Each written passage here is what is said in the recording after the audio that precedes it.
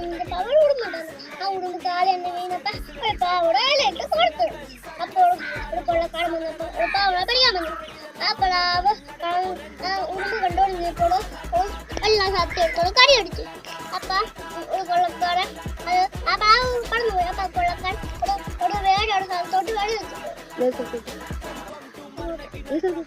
ആ സ്ഥലത്തോട്ട് പോയപ്പോ അവള് കടുവയുടെ അവിടെ കൊണ്ട് കുത്തിക്കേറി. കഥയുടെ പേരെന്തായിരുന്നു? എന്താണ് പുലി എങ്ങനെ വന്നേ? പുലിയോ അത് ഇങ്ങോട്ട് പിടിയില്ല. അപ്പൊ പുലി ഇവിടെ ഉണ്ട്. എവിടെയുണ്ട് പുലി? കാട്ടയിലേക്ക് ഒളിച്ച് വേട്ടപ്പാടൊക്കെ തിന്നാൻ എനിക്ക് വന്നു. അത് ഇങ്ങനെ വേട്ടക്കാൻ ഇത് ഉറങ്ങാൻ വേണ്ടി ശ്രദ്ധ അടിക്കാൻ വന്നു.